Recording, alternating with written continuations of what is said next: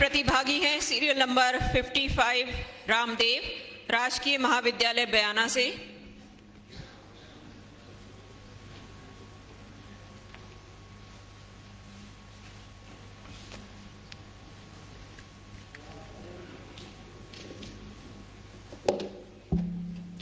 हो गई है देर, पर्वत सी पिघलनी चाहिए, इस हिमालय से कोई धारा निकलनी चाहिए। मेरे सीने से नहीं तेरे सीने में सही, कोई आग है कोई जलनी चाहिए।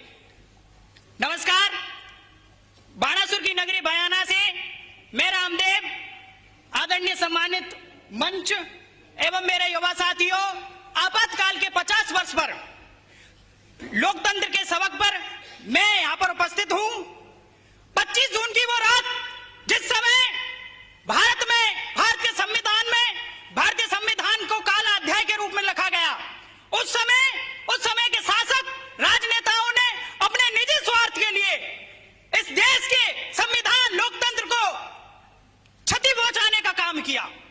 ऐसे नेताओं को यह अवश्य याद रखना चाहिए कि जनता जागरूक होती है और जब जनता आगे आती है तो ऐसे सभी लोगों को उखाड़ करके दूर फेंक देती है। उस समय मौलिक अधिकार और देश को जेल खाना बना दिया गया, संविधान को ही हथियार बना करके हमारे ऊपर प्रहार किया गया। ऐसे लोगों से बचने के लिए और ऐसे राजनेताओं को कभी भी हमें आगे नहीं आने देना चाहिए।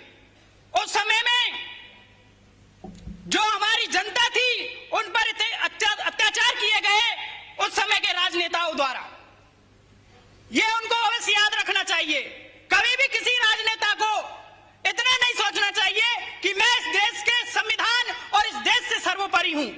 वो अवश्य इतना अवश्य ध्यान रखे कि संविधान कभी भी किसी को ज्यादा अपने आप को बढ़ने के लिए या किसी भी प्रकार से कुछ करने के लिए पहले संविधान को जानना अवश्य होता है, जनता को जागरूक होना अवश्य होता है।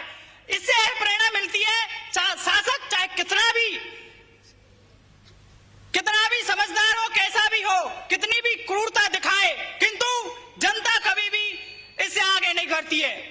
उनको अवश्य यह ध्यान रखना चाहिए कि भारत एक स्वतंत्र देश है। इसकी स्वतंत्रता के लिए हमारे वीरों ने, जवानों ने बहुत जान लगाई और आहुति दी है।